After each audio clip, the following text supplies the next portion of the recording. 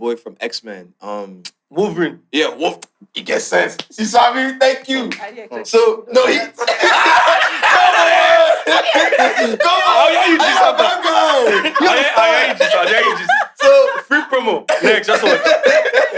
So while we were just about it, he said, bro, you have to even take it further. I said, what do you mean? He said, Halle Berry and Catwoman.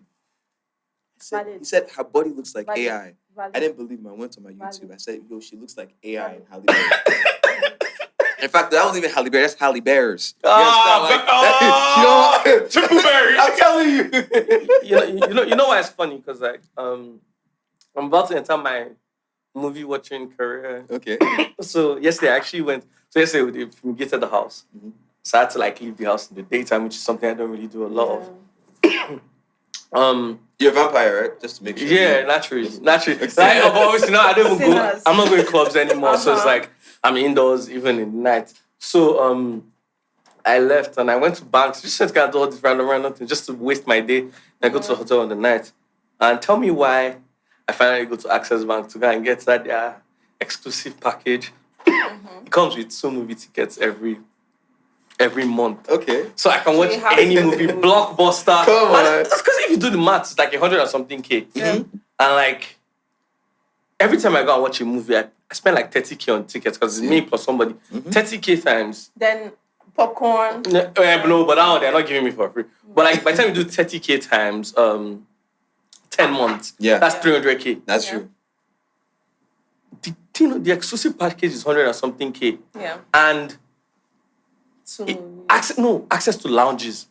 Really? Globally. Wait. Access, I swear to God. Access will give you access. Are you not listening? Tell them. Everywhere in the world that there's a Visa lounge, you get free access to the lounge. But I spent 150 quid in Dubai in December to sleep in a pod. Those sleeping pods are so expensive.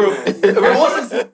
It's like a coffin. Like I'm sleeping in a coffin. But bro, I was too tired that day, so I had to pay that money. Exactly. So I just did the math. So if that happens to me twice in a year, that's 300 quid. That's 600,000 naira to sleep. On and on coffee. When I can get Visa Lounge. What you get? 100 and something, bro. I pay. So, you know, I'm shocked. What you just did is that your future self will thank your past self. Word. You're time traveling right now, my bro. Do you understand? Movement! Come on! We're going to annoy you. Don't worry. That should be fun. But starting this properly. Do you know what's crazy now? I feel like every single time we record, like this is 2 recordings in a row where I have slept in Lekki the night before. I literally just took off the shirt that I wore yesterday. You know, last time I recorded the shirt. So why? What was the reason this time? No, because we fumigated the house. Oh yeah. So I had to go sleep in the other lands. And did you sleep alone? Yes, I did. Proud of you. Yeah, everybody say yeah, I did. you know what's funny? Because like I put the screenshots from a conversation with the person. I ended up having to sleep in her place last time. How's she doing, by the way? She's alright. In London, obviously. Is she proud of you for guilt tripping her? Into what? I mean, like, you told everybody that it's because of her that you fell down the stairs. So. Let me not tell you that story. Let's just talk about what's happening today. Ladies and gentlemen, welcome to the X-Files. You're welcome to the X-Files. Your guys always Ade here. Hi, it's Vanessa. Jez, nice to meet you guys. Jez is our amicable host for today. Sorry, guest. Say host. No, don't chase us. you know why it's funny? What? That he could have chased us away because technically, you guys, this is our 3rd location we're recording at. Yes. Technically, we got chased out of our last location. Let's not. No shade. Let's not drop all the full distance, but let's just say involved a lawyer. A lot of WhatsApp threats. Yeah. And very bad service. Extremely bad service. Yeah. I mean, shout out to the friends we made along the way, but unfortunately, you guys weren't enough to. But you know, it's crazy because like if we think about the conversation we're about to have today, it kind of flows into this actual thing in terms of Nigerians just don't enjoy giving you value for money, which is crazy, bro. I have so. You know what? Let me drink my juice. wait. So I feel like what is really good to start with. Just what was your major? What was your major in school? If I explain to you how smart I am, this conversation will probably shift. No. Do you have a finance background? Do you have a STEM? For real? So, Relax. That's why I said relax. That's why I said relax. What were you studying? We're going to leave it to look. We did this. What are you studying? Chemistry. Are you serious? Yes. And you liked it? I hated it. But, so why were you doing it? Say the hard question.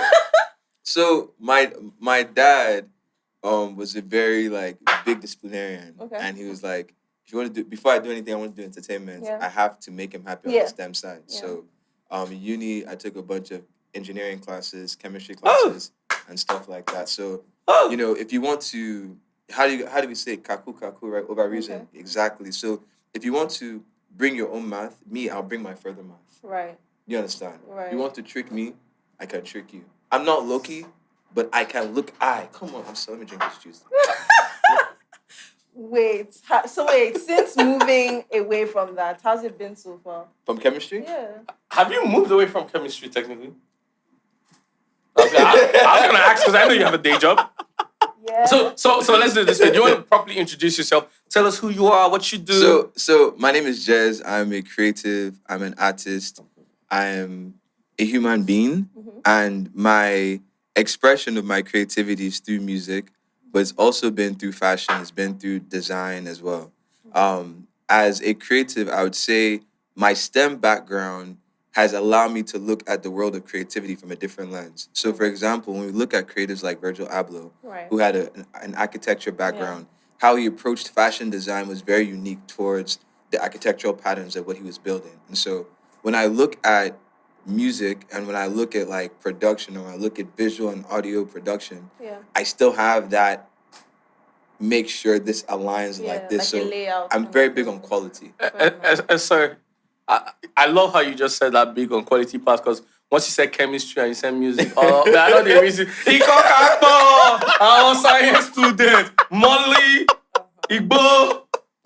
Which of that is Refuna? Which of that is select? So okay, you can make your CO2. I'll give you just on that. So in uni, I did my uni in Jan. Okay. And so wait, where? In Jan, in US. the UK? No, US. No. That's not Jan. Sorry. That's not. So I okay. You know, this is how you know people that did not grow up in Nigeria. You see your eye when you Jan. So Yankee is America. Okay, so Yankee. Okay, no issue. Mm-hmm. So did my uni in Yankee, and I had this one chemistry professor. It was for this class called forensic chemistry. Okay. And what made that class extremely interesting was that we got to make drugs. So cocaine, crack, because relax. What made the class interesting was the fact that my professor was one of those guys who they called into court to kind of give feedback on different drugs and stuff like that. So your professor was snitch. Yeah. My professor was the guy from Breaking Bad. No. That's looking back on it now, I was like, this guy knew too much about the drugs and how to make things. Exactly. So his whole thing was, for example, we'd get marijuana, THC. We then observe and look at okay, what's the boiling point of THC? What's the boiling point of cocaine? And because people like myself, I do not do any drugs. Disclaimer. So me too.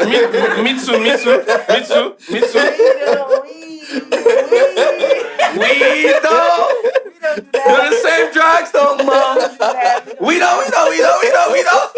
Did you guys know that song? Chance the Rapper. Bro, I did with you now. Come on, active.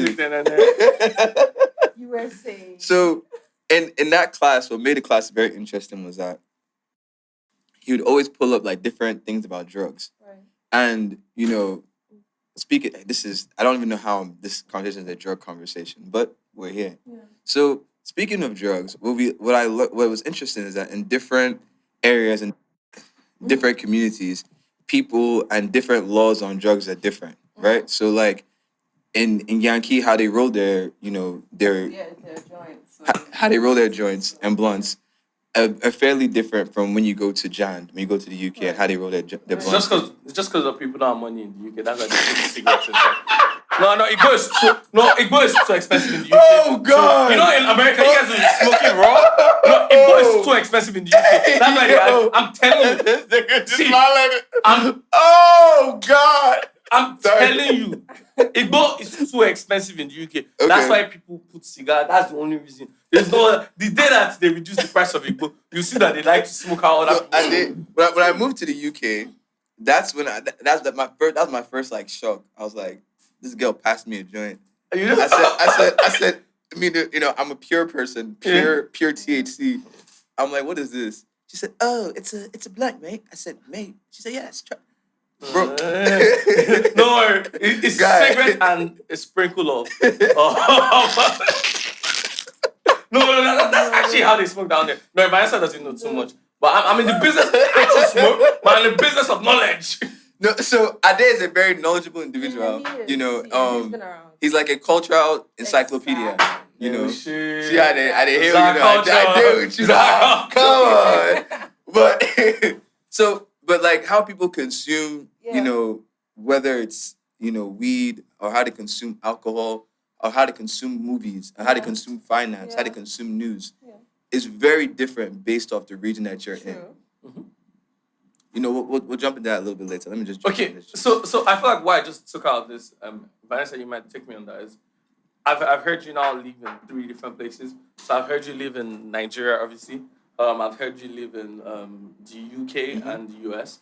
But this almost feels like, I don't know if you ever heard them when Burna Boy is talking. They say Burna Boy was living gangster life in Port Harcourt. I know very well. I know when Burna Boy was blowing up in Niger, it was in Niger. But it's the whole situation when Burna Boy was in America, in the US, in the UK, and he got kicked out. Then I remember very well when I was in high school, there was this point where Burna Boy was in South Africa. Yeah. Then there was a point of Ghana. So it almost feels like, I mean, as an artist, you're meant to travel down. Yeah, but no, if you think about it, no, that's not what I'm arguing about. Okay. What I'm saying is that by the time everything finished, I'm talking about all this I just spoke about. Because I remember in 2016 is when he went back to the UK. Burna was 24, 25, maybe 26, max. 24 most likely. Where did he get those ages that he did all of those things? Do you get? Like the it's IDs like, do you understand? No, I'm talking about like the time frame to do so many different places, so many different things. Like, where did all of that come from? So are you saying it didn't happen? Or... No, I'm saying it happened, but same way I'm basically asking how. Like, it feels like so many different lives in such a short time frame. So, Judge, my question to you is: do you want to give us time frame for yours? No, I'll answer that question to your question. In the next 5 years, if you were to tell a 5-year-old child who Barack Obama is, they would think Barack Obama is a Netflix TV producer. In the span of almost 15 years, he's lived 5 different lives. He's been a lawyer, he's been a president, he's been a senator, he's been a Netflix producer. And yes, these are all things that he's done. So the amount of lives that you live within a short period of time, a long period of time, is based off your ability to adapt in real time. And that's what moving teaches you. Is like when you move into an area, how can I adapt? So when I left Niger and I got to the US. Wait. So that's what we want to hear. Wait, you're a citizen of the US, yes? Answer my question! I don't know, answer that one. Okay. I'm citizen of the world. Okay, wait. So I genuinely want to know, like, if you'd answer, when did you leave Niger?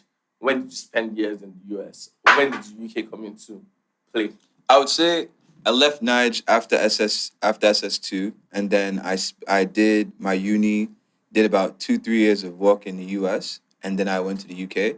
My experience in the UK was predominantly on the fashion side. So like I got featured in Complex for sneaker design, went to London Sneaker School, did all like my fashion activations in the UK.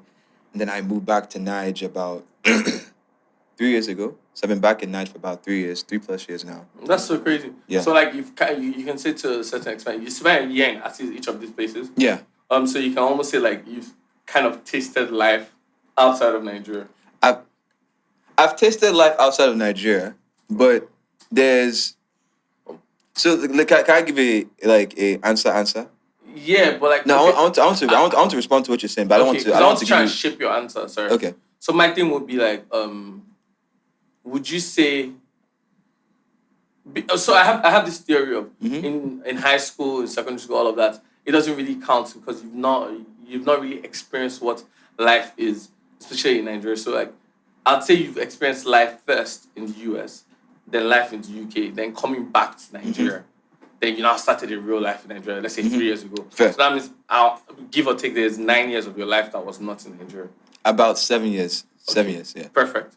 So my thing was that coming back to Nigeria, how does that necessarily Guy, that's it. Coming back to Nigeria was one of the best decisions I made for myself as a creative, because there's a thing with where Africa is going and the future of where African creativity is going. You have to be on ground. You got to be tapped into the source. You have to have those conversations. And so for me, my experience in the UK, I was predominantly there as a fashion creative. And so being there as a fashion creative and having these conversations, or going to Fashion Week and being around designers, and you're realizing that they're looking at Nigeria, they're looking at Africa, the world is looking at Africa. Me, I guess sense. I'm like, guy, I need to come back to Africa. I need to be on ground. I need to be on home. But outside of what we're able to do in Nigeria from an entertainment standpoint, there's still a lot of area for growth, right? So I would say that our biggest challenge in Nigeria, that you don't even realize it until you've spent time abroad, is Wi-Fi. Like, What do you mean by Wi-Fi? I did. What do you mean by Wi-Fi? MTN will whine you. SpectraNet will whine you. Vans. Is that? Can you say that? Yeah.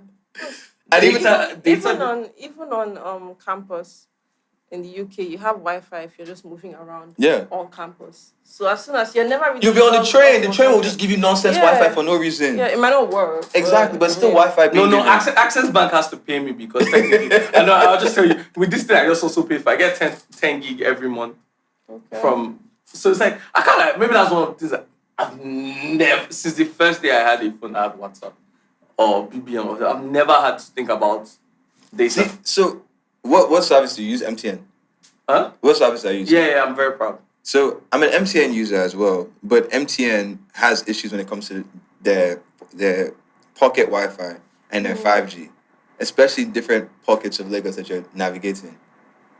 I don't live here a lot, so it's like fair. Okay. So that's the biggest challenge I realized coming back was Wi-Fi, and I say Wi-Fi because let's say you're on a Zoom call. A Zoom call requires a stronger connection, LTE, 5G, and whatnot. If you're only using 4G, a Zoom call will have issues. Yeah. If you're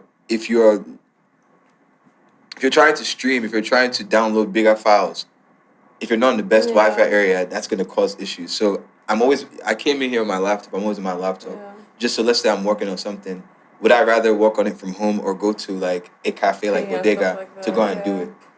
Those little decisions from just, and this is for me. I have good mobility within Nigeria, right? But let's say I'm somewhere within Lagos and I don't have power. I don't have Wi-Fi.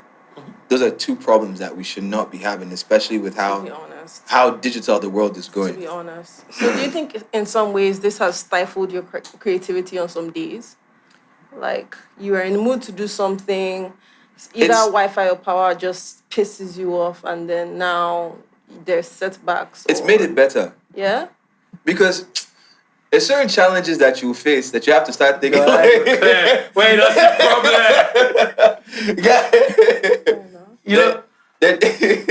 So okay. So I actually want to tackle this moving back to Nigeria thing from two different angles. Both of you done university outside Nigeria, you done University of Nigeria.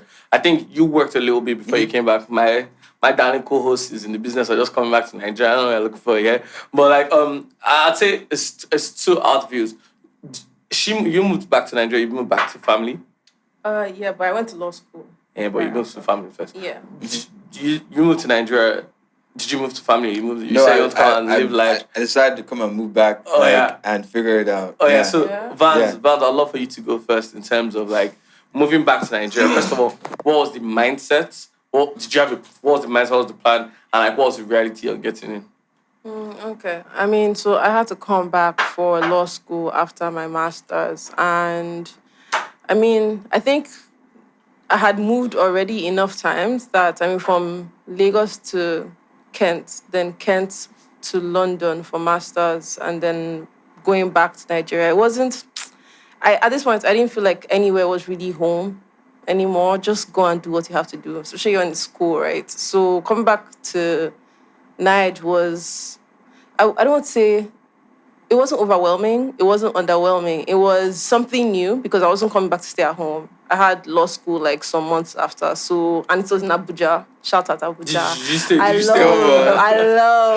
I love that city, by the way. I didn't love it as much then, but I went back this year and you guys are having a great time there. Shout out to all of you get there. Like, had a great time. Just so you know, Abuja in Nigeria is called the Sin City. I don't know about that. I don't know what sin he's talking about, but I had such a great time there. But yeah, coming back to Niger wasn't so bad because I was going somewhere different. Did you stay on campus? I stayed off campus, but right next to school, right opposite school. Was it like hostel accommodation, or it was did you have to rent it? Yeah, you have to rent it. So like proper accommodation. How's that process for you? They helped me. My daddy sorted it out. Shout out daddy too. He sorted out the whole thing. I think, yeah, someone picked out the place, said it was right next to school, was lovely. I got my own apartment, I never cooked in there because the cooking facilities were shit. But they had breakfast for us in the morning, just wake up. The apartment had breakfast? Yeah. Like, literally just wake up, look at school and see whether people start walking into class.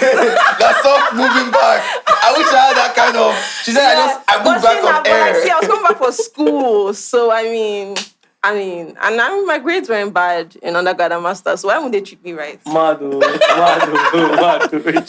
Wait. What's up? So, okay. That wasn't bad. Okay. That's the most straightforward move I've ever heard about in my life. Yeah. Just so you know. So, if you're moving to Nigeria, just ensure that you have your parents are ready to sort it out for you. That's friends or parents, anyone. That's number one. I feel like with number two, it's still well, that's not your final position. You did so you do bar one and bar two, obviously. Yeah. So bar one, then tried doing bar two. COVID started. Everybody had to go home. That was crazy. I think that was the biggest shift in my life. That was the biggest movement because I wasn't even I was settled in law school. Remember, I just resumed. We're like 1 month in, everyone's saying hi to their friends. You're already planning where we're going to next, what we're doing, and then they just said COVID, pack it up. We're like, I had bought so many things. I didn't even know how to move everything back. Came back home, and then now everybody's stuck together. Yeah. Mommy, daddy, kids, stuck together for months. Oh, Lord. That was worse. Now we're talking. It was the best and worst. Everyone's just in your business. My God.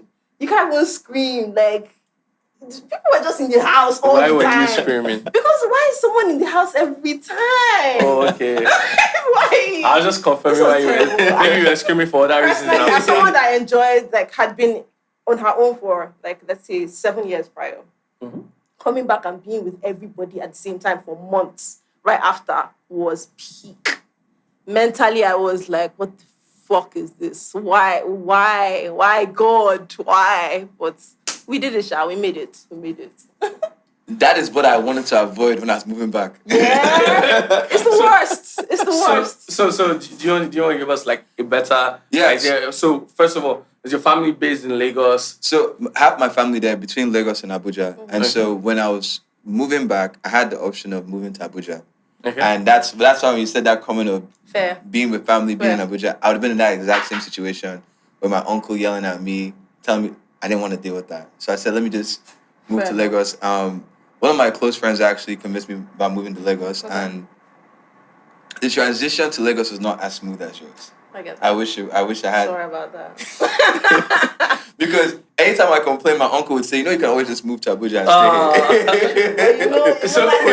So did you have to do the whole shit an apartment? Tell us about that. Bro, I had, I'm in my third apartment now. My first apartment. 3 and 3. Yeah, 3 and 3. My first apartment was deep in Nigeria when I first moved to Lagos. And Oh, you know when you say niggas come to the rebels, So you got what? You got what? So, guy, imagine, I'm moving in, and how'd you end up there? So I didn't ask. My guy was like, "Bro, move to Lagos." And he was telling me about my place that I currently live now in VI, and I was like, "Nah, I want to save money." He said, "Bro, for the kind of person you are, spend the money versus like." I said, "No, like I want to budget correctly." Okay. In Nigeria, you get what you pay for. Sometimes even more, sometimes even less. Yes. But you get what you pay for. A lot of times less. Bro, so I moved. It was vividly. I had moved during the summer, so I moved all my stuff from London. So I'm bringing everything in. My landlord, my landlord didn't discuss with me. He was talking to my guy. So my guy Olaolu was telling him like, yeah, my cousin's moving in. I'm excited, like, yeah. So the landlord didn't have the OT that, okay, this guy is coming from Jan, coming from abroad. You know, he's not okay, the normal Lagos guy. When he saw me come in with everything, he had this face like, fuck, we should charge him. Guy, I've never seen somebody be so happy to be like, fuck, I should have built this nigga more. Do you understand? I said, okay.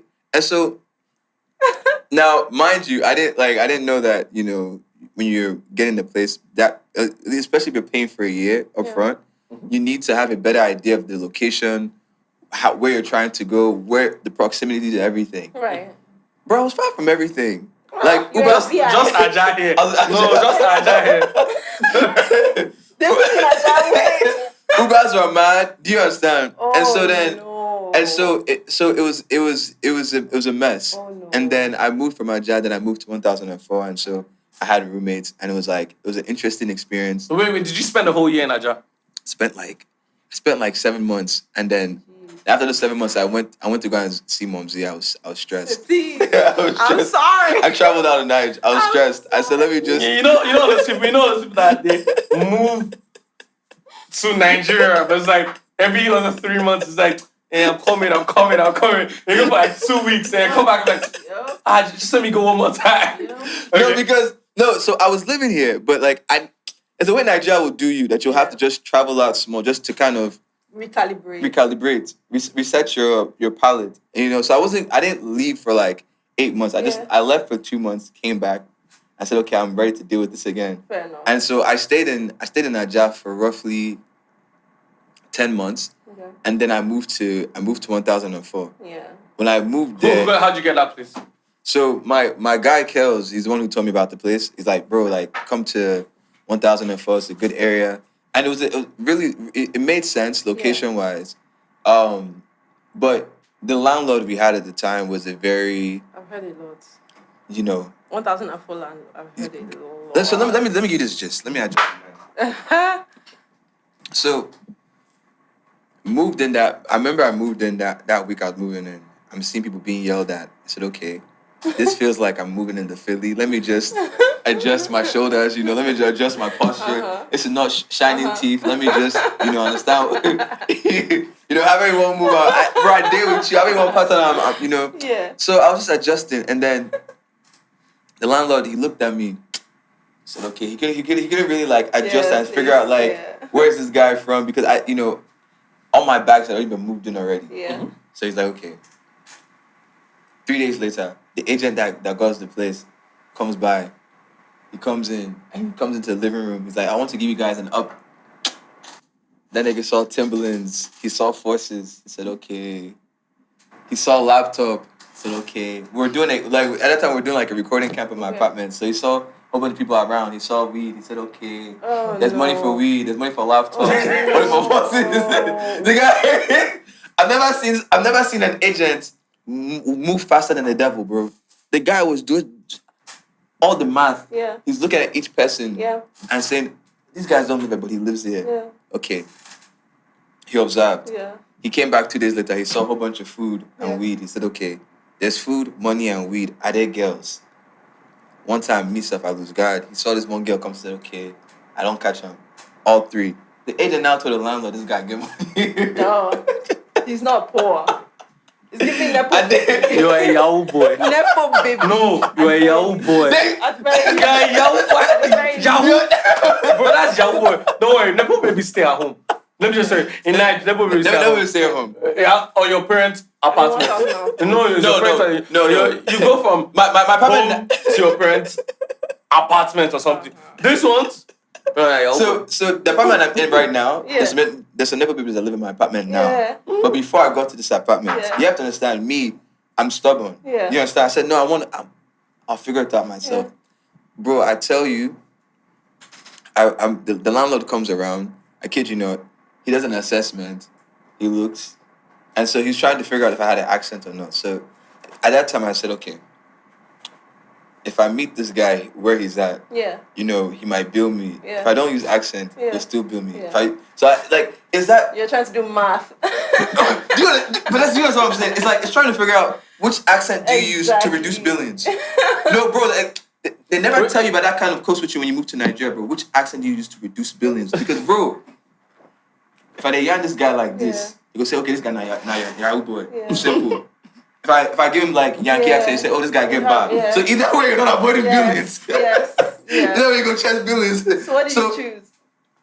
I just didn't say anything. And then he came and tapped me. He said, okay, I'm talking to you. I said, sir. Look at that, sir. Bro. So that sir made things even worse. Because about a month later, I get an update like, oh, we're doing some maintenance in your apartment. I know you paid your rent for X, Y, and Z million, but now we have to update it. I said, oh God, waiting for the update. He said, oh, it's okay. I know you just moved from Ghana. I said, bro, I've been in Nigeria for almost 2 years. Doesn't mean. What are you saying? Doesn't mean. I said, what are you saying? He said, don't worry. This is how we do it here. So my guy had to now go and power from and say, bro, this guy is living here in Nigeria with us. He's not, because the issue that happens sometimes in apartments and shortlets is that during the peak periods, December and Easter, everything goes up house-wise, rent-wise. And so for a lot of those landlords, that becomes their new benchmark, especially if somebody's moving back for Jan. Yeah. So now they make it extremely, extremely tough for you to navigate or move anything. And so while I'm dealing with the stress, my uncle's still on the phone you can always move to Abuja. These are the temptations, man. You're just thinking I really could, this is too much. So did you spend the whole period in that? Did you spend the whole year in Mozambique? I spent maybe 6 months of dealing with that stress before I moved into my apartment that I'm in now. 6 months? Yeah. Wow. No, me, I go be your landlord. Me, I don't lie you. You show me that I figured so for 1 year. No, because here's the thing, right? For me, I like to make sure that I'm not running away from the challenge. Do you get? And so I didn't want to say, okay, I'm running away because the guy is trying to finesse me. But by month 4, by month 4, I was just being billed by this guy for random things. I had to say, bro, you're trying to overbill me by 200, 300K. Yeah. And he's getting mad. He said, don't you understand the state of the economy? This should be nothing to you. If you convert it into dollar. I said, bro, which dollar I'm converting to? Wait. I'm living here. You see me every day go to the gym, and you want to bill me $1. Do you know what gets to me? It's I feel like you're lucky because at the end of the day, when you check around Nigeria and you hear stuff that happens with people moving into places and all of that, their biggest flaw is less about. It's usually less about when they're if I move into a place, I don't want to hear the landlord's voice to the end of the year. And I personally want to hear, I'd rather pay your whatever I owe you a month before the renewal for anything. But it's in Nigeria, when they talk about moving into places, the actual demons obviously are the agents. And first of all, you have from the beginning where you have agents that say you have to pay them 50,000 naira for inspection fee. So that what that technically means is that before I take you to a place to go and see it, you've paid me money just in case of anything. So it's not oh, you're wasting my time. You don't waste my fall. You have those type of ones. And I don't even think you've actually really gone. I don't say you've not gone through it because everyone has their level of going through it. But it's in terms of... He's saying something. Do you understand? In terms of... Can I add to that? You're not visiting 10. No, bro. Okay. Listen. I said... Remember the first part of the story? I said the agent showed the apartment and did his observation. The agent was the spy. The Trojan horse, bro. I die if I see. Why did you even allow him inside? Why you Agent. doing that? I didn't know. I just. Welcome to Nigeria. You guys saying, I mean, you should have. That's on the proper welcome to They're Nigeria. not for you. They're like HR. They're not for you. They don't work for you. You work for them. I'm sorry. You should have. Someone should have told when the landlord was trying to add bills by month 4, and he was saying the money that the agent collected in month 1 didn't go to him. I asked him. I said, "Wait, where did not go to?"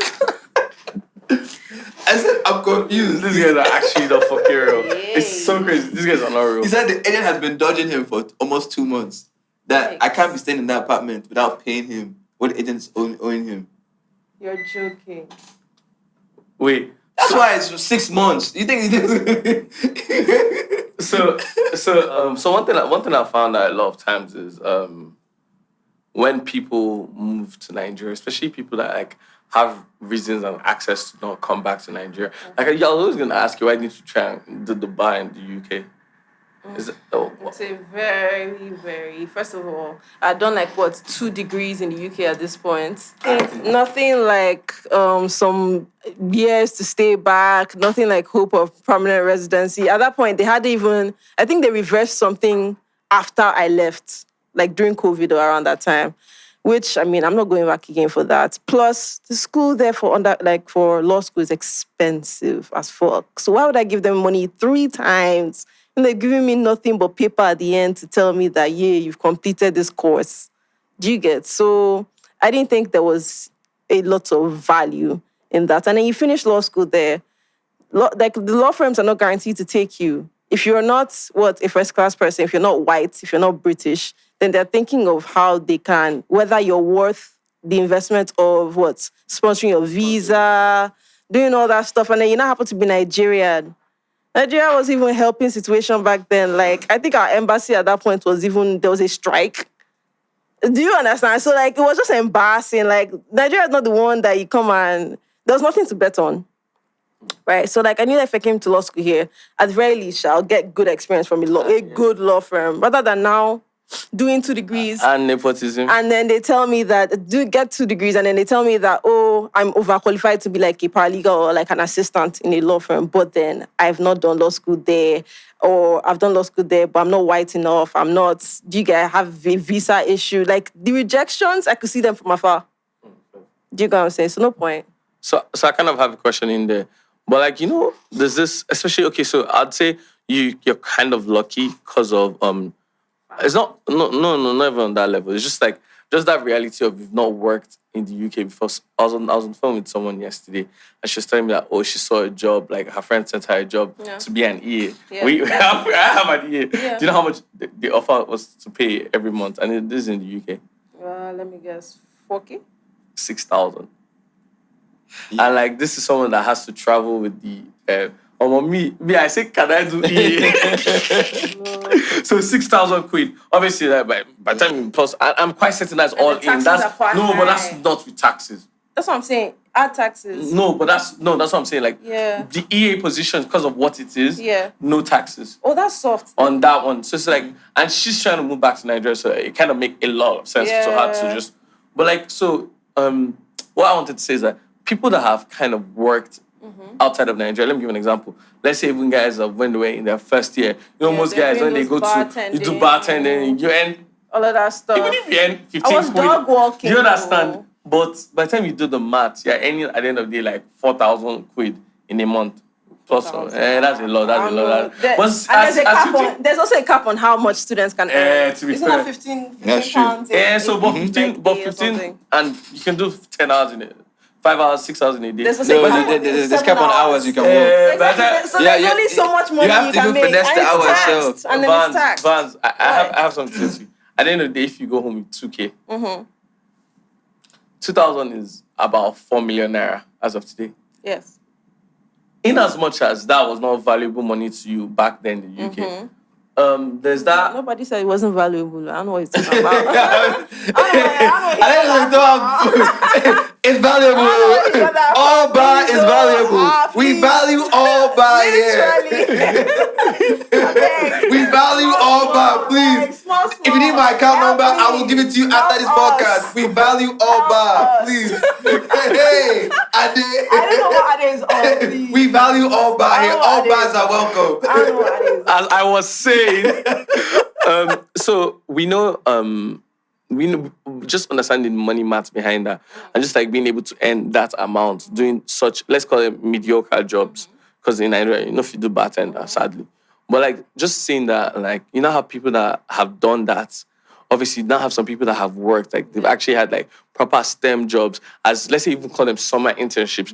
I have friends back in school when we're in uni that tell me, oh, they were working at a Deloitte or somewhere and they were earning like 4K in uni. So you now do that, then you now come back to Nigeria and you go and work in a Deloitte in Nigeria, and now your salary is 400, 500,000 naira. Yeah. Which you know, then you now obviously at first, the first year, if you come for that type of family, you now have the situation where obviously you're not the one that's paying for the petrol, you have a car, those type of things. But you now do the math of if you had to start that life by yourself, first of all, purchasing that car that you're driving, how many years of work will it take you? Any 400,000, any 600,000, with goal of, let's say you get promoted 3 times in 3 years, your salary goes to 1.2 million.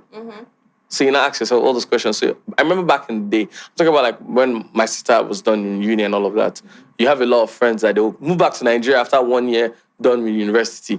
But in the shortest time frame, they're going back to the UK because it's just, there's a reality that cannot sit properly. Just knowing that you've done all of this and you're going from that to bush. I don't know if you know what I mean. You're going from earning 2 million naira, doing absolutely, basically nothing, to earning and you know Nigeria, they pay you 400,000 naira, you're working for that money. Let me tell you something. But I beg to differ. There's no money in the UK that I know of that's come from nothing but sweat. This nigga's grind. People are cleaning old people's yashes right now to make how much? I won't even add to that. I think the part that people don't realize is that the reason why so many people are moving back from US or from the UK is quality of living. Yeah. Even if you don't, so I think when people think quality of living, we're thinking, okay, you have a driver, you have a house girl. No, even if you don't have that, right? Let's say you don't have a house, you're just a standard middle class person in Nigeria. The ability just to be able to have your peace of mind versus the intense, grueling pressure of your 9 to 5 in the US or in the UK is very different, because in Nigeria they still have a hat. That small thing that we think we don't have in Nigeria, we have a hat. Like, I get what you mean. These niggas abroad, they don't care. They don't give a fuck. Like, they don't care. No fucks given, bro. They don't care. Especially when they find out that they have to sponsor your visa. Are you a joker? You will slave. Have you heard of slavery before? You will slave. Bro, when I was in uni, one of my guys from India, the way they sent this guy back, and this guy literally was got an electrical engineer, everything. But the fact was that for one of the companies to hire him, they had to pay a higher fee to sponsor his visa. Yeah. And they said, wait, we can either pay this nigga X, Y, and Z because it'll be more than what his salary was projected to, or that we can give him a lower salary that's not a living wage. That's what a lot of these companies in the US and the UK is like, okay, hey, if we're going to sponsor you, we'll make you sign a contract for at least 2-3 years for you to be under us. Yeah. And those 3 years, we're paying you the same amount that we pay an intern. Yep. So your quality of living is never really... It's shit. It will never improve, number one. So so while you're thinking in your back end, okay, I'm converting my USD to pounds. Yeah. There's even a discrepancy there. The USD does not convert well into pounds. Pounds, even though pounds might be more and convert more, in the UK, there's still less job opportunities. There are more entrepreneurs in Nigeria than there are in the UK. Just systematically. You guys.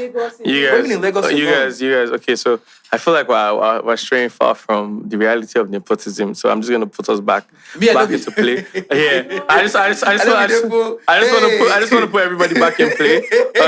Okay, so now verbally explaining it as we can understand. Okay, so God, I hate that I have to be real with you guys, but we're coming from families in quotes that yeah, you have driver security, everything in Nigeria, but like funny enough, these guys spent the whole of their stay in university without having to pay one kobo of rent.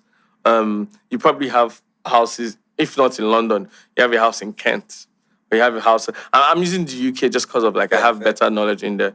So it's like now again. So just to explain, I remember very well that you have a lot of these kids that have gone to school outside of Nigeria, gone to school in the UK, gone to school in the US.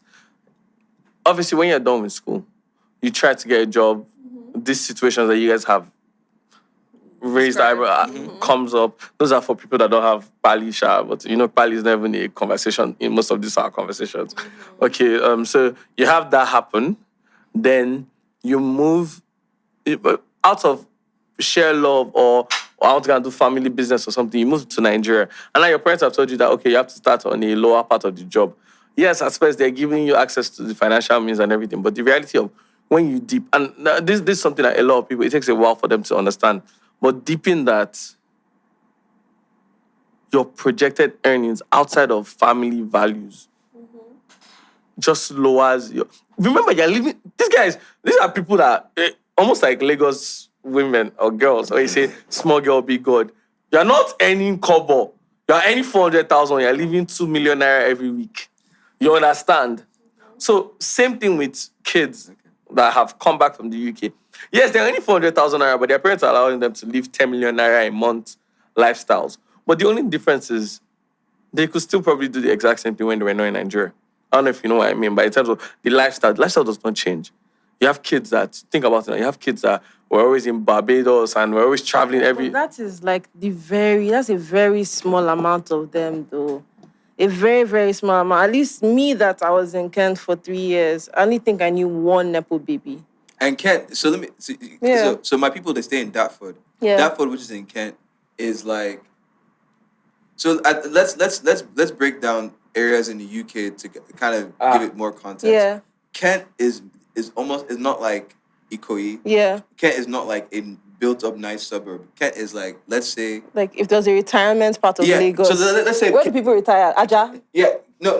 Kent is like... Don't people retire to Aja? Kent is like Aja. Kent is like Ikeja. Yeah. Old, Kent is like Ikeja. Kent is like Ikeja, it's kind of like old money, like retirement vibes. Kent is not young people staying there. Most apart from the unis. They'll leave Exactly. Kent and they'll move into central London. Exactly. And in central London, this is the issue with central London. Central London is not affordable for London youths. No. At all. The cost of living in central London is built for tourism. Yeah. So people who are visiting from the US, visiting from China, visiting from all those other countries, they're able to spend all that money on Airbnbs, on rent during the summer, which boosts. And now Asians are top one in terms of like Asians and Arabs are the ones that have... We love Asians and Arabs. We love them, but like they're the ones that have... We love everybody. They're the ones right now that's still shopping at Harrods. Please don't. They're the only ones shopping at Harrods. A friend of mine that just came back from the UK and said that the youth are not outside having fun because there's no money. There's no bar. You go to a pub, random day, whatever time, afternoon, night, you are not seeing young people because there's no bar to spend. It's so unfortunate. It's really bad right now. There's like the recession is hitting. So I think to your point that you're making, right? So is there truth in your statement? 100%. And for Nigerians who school abroad, you're going to run into at least 2 or 3 Nepo kids in any country. Yeah. I have friends like that as well. So so this is... Introduce me to them. No. He will not. So, but the small majority does not speak for the large majority as a whole. And the reality is that there's so many Nigerians who are in Nigeria, who are, scraping skin off their back to send their kids to go to school abroad. And these are families that don't come from Nepo. These are families that are doing the lottery. They're trying to figure it out. Their kids are taking exams to get to these schools.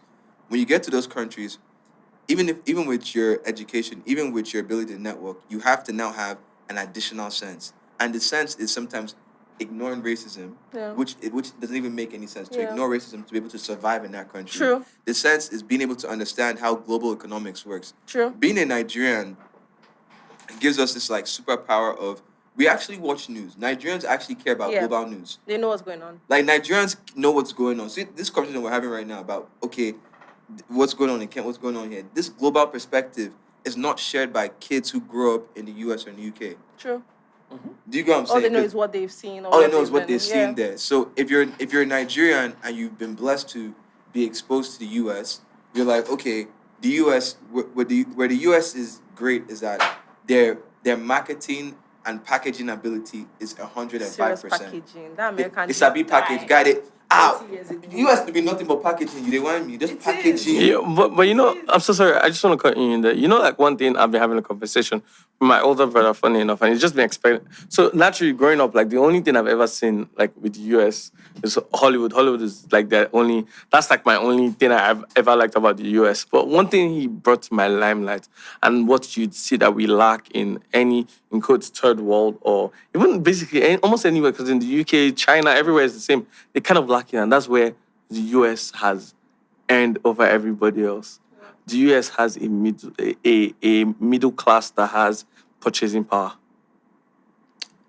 Ooh, okay. Consumer goods? We're here for you. I'm saying, like, what's the purchasing power? Like, what examples of? So you think about it like, it's the US is one of the few places where you can live in the suburb. Probably your income in-house is maybe 10 grand in a month or something. And you see people low, this is not high class, this is middle earners driving G-Wagons or driving cars that the higher ends can drive. Yes and no. I think the factor that this is a factor that Nigeria actually benefits from that the US doesn't. Credit. Yeah. The US has a very high credit system. So a lot of people are actually living beyond their means. Yeah. Like that's literally what Donald Trump was talking about months ago about the US trying to cut down their expenditures. So for example, if you're on the middle class and you are responsible, you have a larger credit line, which allows you to live beyond your means if you want to. So if you're earning $10K monthly, you should not be driving a G-Wagon. That's just let's just be guided. But if you have good credit, you can do anything with good credit. In Nigeria, we do even have credit systems in Nigeria. Exactly. They're trying to build it up. So, and the main thing for credit is what? You know the one word for credit? Trust. Can I trust you to pay me back on time when you said you're going to pay me back on time? Can you do we have that trust in Nigeria today? No. Don't you have trust of me? So you're talking institutional trust? No. Igbo fucking babes, man. Oh my, bro, this babe looked at me, said, "Oh my,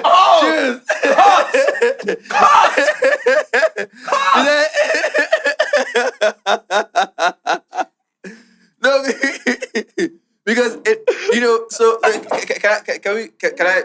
I don't mean to take over and yeah. Okay, so I had this conversation with one of my guys about maybe like 2 weeks ago. And we're talking about the future of the gig economy. And what the gig economy means is that where in the next 5 to 10 years, most people will have to know how to monetize their skills. Yeah. So if you're a videographer, can you monetize editing? Can you monetize color grading? Can you monetize post-production? Can you monetize being able to create a mood board? All those things that people don't think about are actually a fee that you can charge. If you're a musician, can you monetize your voice? Can you monetize your sync placements? Can you monetize the records you're putting out, right? If you're a designer, like if you're a doctor, and this is why I say if you're a doctor, very interesting, because certain medical practices do not require specialization. Yeah. So if I can automate as much as possible, and we saw this happen especially with COVID and the whole telehealth movement. Right. If I can automate as much as possible, I can remove people and only make you pay for a certain service. Yeah. So with that being a reality, the gig economy of everybody being entrepreneurs, Nigeria is actually prepared for that, because in Nigeria, almost everybody's an entrepreneur. True. Everybody's thinking about, guy, what else can I do? What else can I be doing with this? How can I collect back with this service I have? That mentality, that preparation is something that Nigerians naturally have. And so when you put them into these more structured economies, they're able to do more, because they're like, guys, you guys are not seeing what I see here. Yeah. In the US, most of the healthcare practitioners I know in the US who are Nigerian, they own their own practice. Why do they own their own practice? Because they have that foresight, they have that knowledge that maybe it's that Nigerian in them that's like, guys, I still got hustle. There's still more we can do. So the the gig economy is what Nigeria currently lives in right now.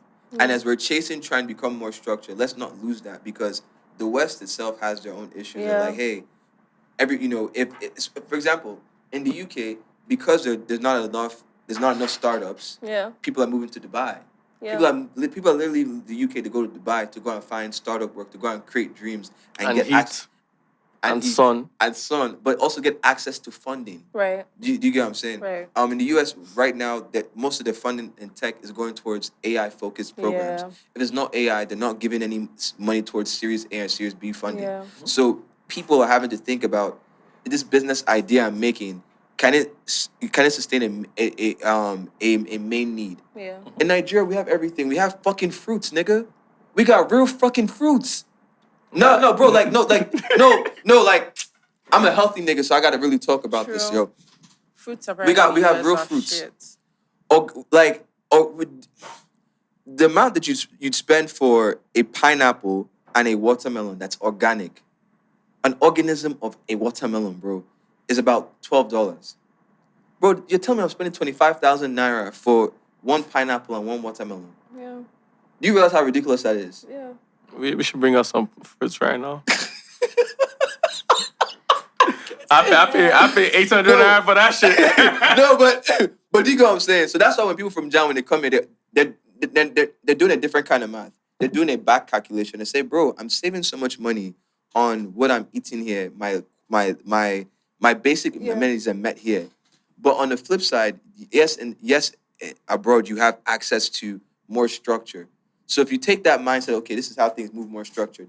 How do we bring it back to Niger? How do we take that knowledge and come back to Niger? Because if you watch the news and you're hearing how these U.S. companies are trying to invest in Nigeria, we're like, why are they trying to invest in a country that people are saying things are not working?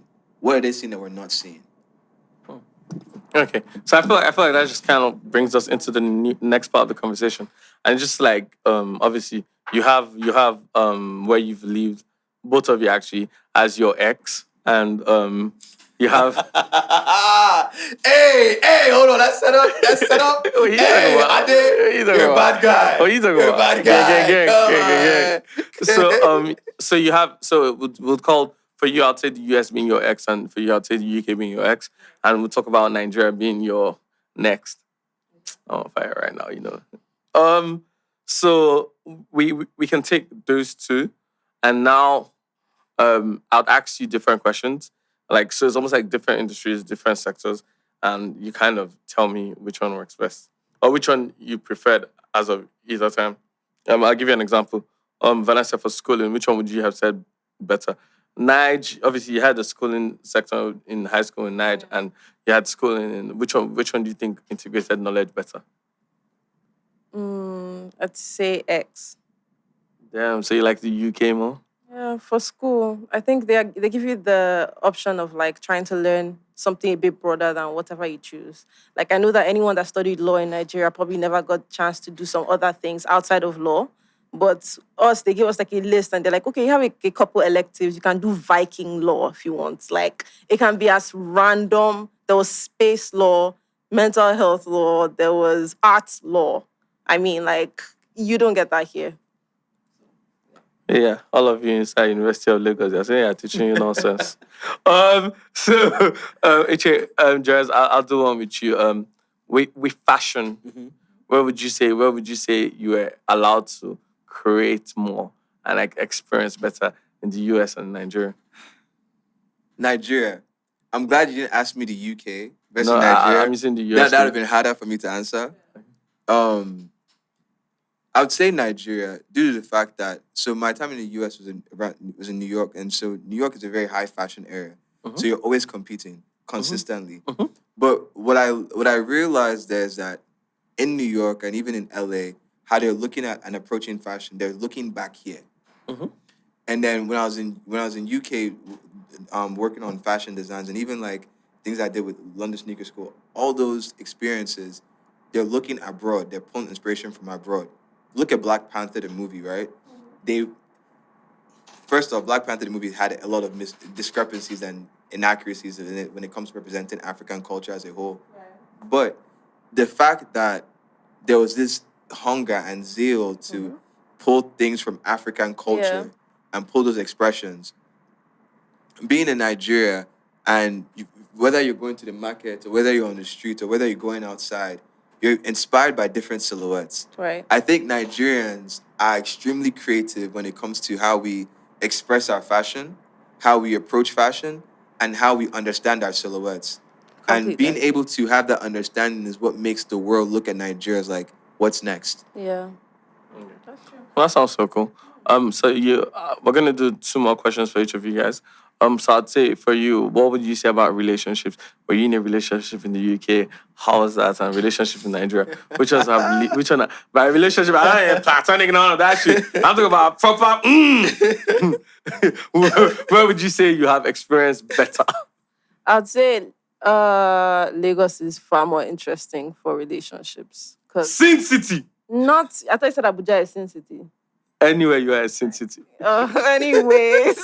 Esina. He called her a what? Esina. Please, I'm not. I'm a baby girl. John, do you see now? Please. I'd say Lagos is far more interesting. It's to show you more shegisha, but far more interesting overall. In the UK, I feel like you're limited in terms of choices. Do you know what I heard recently? I think I was talking to somebody yesterday. In the UK, if you date somebody, because the UK is created as an economy to like, it's not for single people. The UK is an economy created for relationships. That's why you see people, if they date for 1 week, they're like, let's move in together. So a two-income household in the UK, no, you can't. That's the only way you survive in that place. Now you can cuddle and keep the heating bills. Oh, God. He said, cuddle for your bills. Cuddle that bill out. Okay. Jez, my next one for you will be partying. Again, I'm going to... Okay, you can use the UK. So, X or next? I feel like I'm just pandering to Nigerians right now by saying how Nigerians... But, okay. I'll answer that question. Parties. When it comes to Nigerian parties, like Owambes and everything like that, Lagos beats it. But the only time we take a loss or take a L is during the summer. Because, like during that, just being honest, during that mid-June to like almost August period, the UK, that has the whole party scene. The Carnival, you can't beat Carnival, there's Afro Nation, there's all these marquee events that actually celebrate Africans. That's the interesting thing, right? There's a lot of events in the UK during the summer celebrate African creativity. So it's not really me cheating on Nigeria by saying I like. And it's like, you know what? It's like when you take your girlfriend to the beach. Yeah. There's still babes there, but you brought your girlfriend to the beach. You brought sand to the beach. So during the summer, I can bring Nigeria to the UK and I'm there with it. So I'm not really cheating on an ex or not ex. It's still the same relationship. In fact, it's a threesome, to be honest. So that's the... I'll give you soundbite. I think I'll use that one. You're gonna use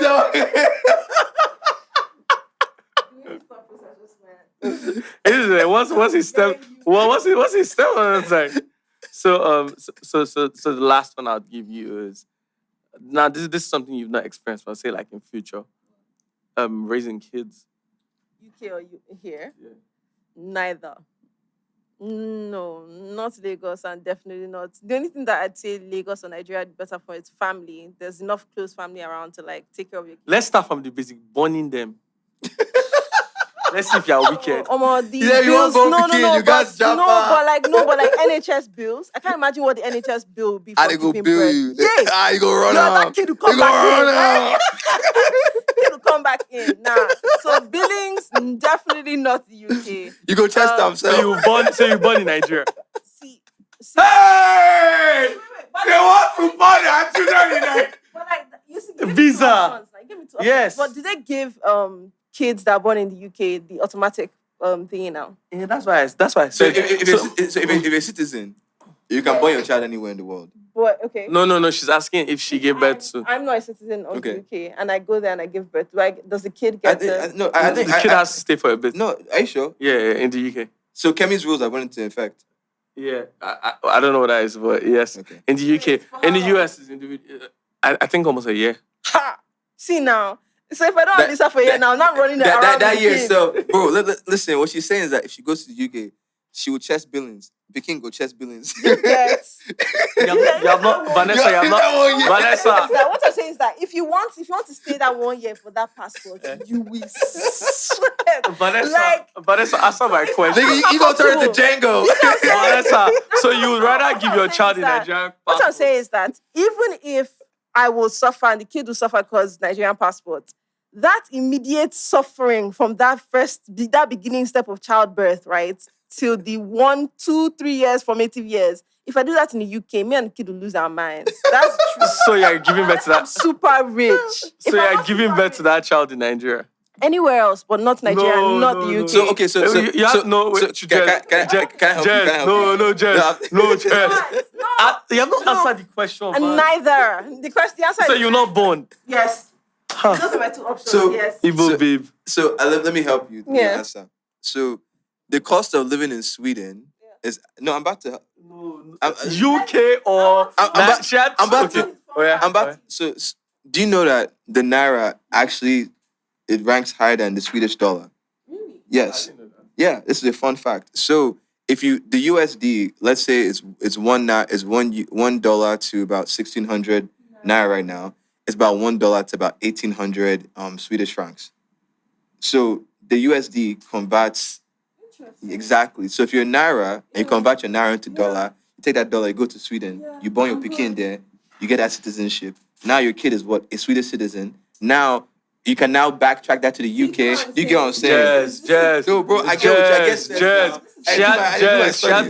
She had 2 options. I didn't ask her if she could go anywhere else in the world. I asked, it was 2 options. It was Nigeria or the UK. The kid can still become a UK citizen. Exactly. Because he's in Europe. Giving he's birth part of the EU. Giving birth. Brexit. Jess. Fuck up. Please. Okay. Jess. So my final one to you would be. Don't cast me, please. Do not. Ending up with a Nigerian babe or yeah, sure, you came back. So here's my question. Don't be asking me. Don't be asking me questions when I'm asking you questions. He thinks I won't ask him a question. No. Listen. So let me ask you. You've been asking really amazing questions today, Ade. You're my brother. I appreciate you, and we love you so much. So my question to you is that, in your dating experiences, Ask him. Throw it back to you. Who gave you the most stress? Niger babes, UK babes, or US babes? Which one gave you the most stress? I'm asking this question because this will help me understand how I tailor my own answer. You know why I always beat the allegations on this one. Allegations. And this is my saving grace, just because I've not dated an Oyinbo babe. So, Chris is that every single babe I've ever dated has a maximum of 2 years away from UK or Yankee. Do you understand? So technically, I have, in quote, always dated a Nigerian UK babe. Wow. Wow. Okay. Politician. So in hindsight, I have gotten the same amount of stress, love, bad, and good. You understand? I have actually never dated a purebred. That nigga sound like those vampire movies. That nigga said, I have not dated a purebred. If I did, I will have my superpowers. Or underworld, I mean. I'm so serious. I have a friend. But he was talking about babes that grew up in Niger and everything in Niger. I call them homegrown, bro. When I heard that, I was like, I'm done with this conversation. That's not fair. So I would say there is beauty and love in everyone. Some of the talents that I have faced against talented individuals, home and away. Barca versus Real Madrid. And in my home and away matches, I've realized that? This nigga said everything but answer the question. It's better to have your own stadium and to hire your own coaches. What does that mean? What does that mean? It's provocative. So you guys are going. But what does it mean? So what I mean by that statement is that my home matches, which are matches I play in Nigeria, you know. Jez, we're about to round up this episode. You have to give us this answer real quick. My home matches, for example, my matches that refers to my endeavors and pursuits in love and the mystery that it is, because it's a match, right? You know, so my home matches, which are home, I'm a home team fan. You know, and my away matches, which are internationally talented, I play away matches. So when I look at a woman, I look for what's inside. From looking at them externally, you look for. I see Yash and I look inside. I look past Yash. I see inside the heart. Okay. You understand? When I look into your Yash, all I see is your heart. The African. Again, my question is that is it that Lagos heart or that US heart? We're still going back to the same question. I want a woman with the heart of a champion. Jez, that's not it. The answer, that's it. Okay, no. You say absolutely nothing. Exactly. So, just okay. one. My dating experiences have allowed me to have home and away matches.